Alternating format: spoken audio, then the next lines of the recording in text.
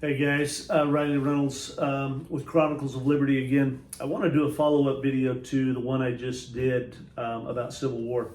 And this one's also going to pertain to Joseph Smith. So all you haters, just leave it alone. But I want to talk about it a minute because I think it has some relevancy to, again, what we're seeing happening in today's world that I think is pertinent for all of us to wrap our minds around and to understand what the freak is going on so that we can better get in our mental space and in our head space what's about to come at us at 100 miles an hour. We talked about Civil War. We talked about coming out of Chicago with the shenanigans that they're probably cooking up behind closed doors. And in this vein of thought, I wanted to read another journal entry that I've always loved. I've always thought this was fascinating.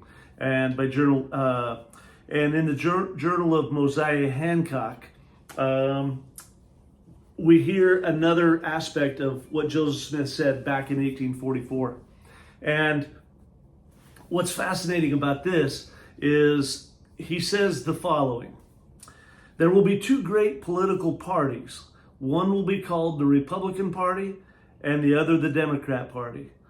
These two parties will go to war, and out of these two parties will spring another party, which will be the American Independent Party.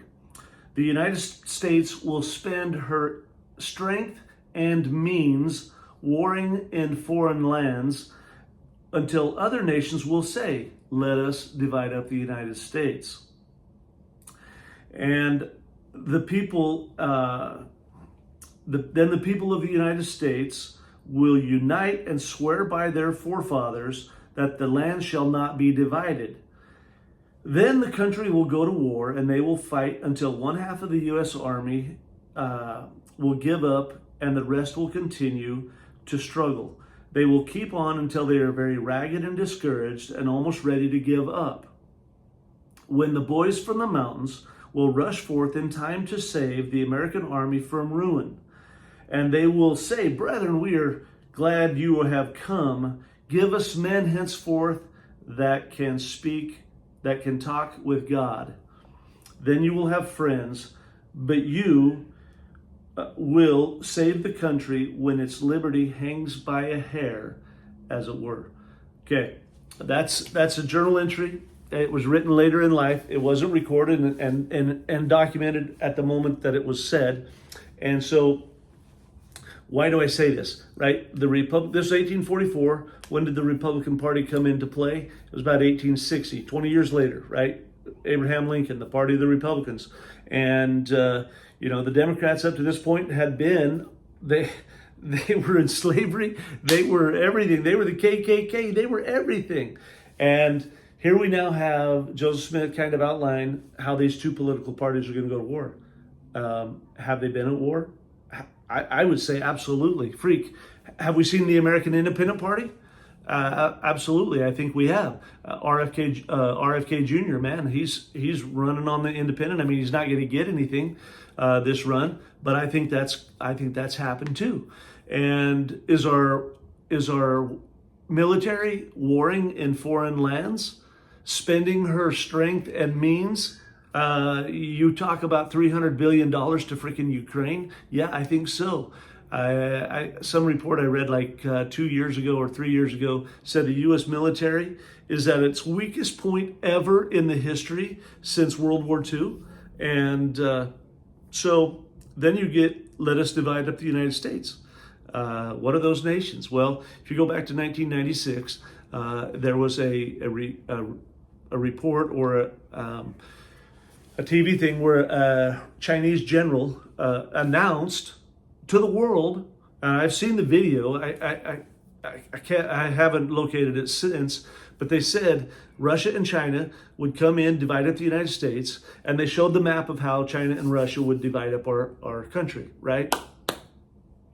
So A, we got a civil war coming. Second, we got all of our politicians sending our troops to war in foreign lands. We're going to be broke. We won't have any military supplies. We're going to be invaded later by Russia and China, most likely. I'm sure all of these Chinese that have already come across the border are here for a purpose. I'm not saying anything that many of you don't already know. Most of the Muslims that have come across that southern border over the last 4 years, I'm just saying they know there are many of them on the terrorist watch list and members of Hamas, Hezbollah.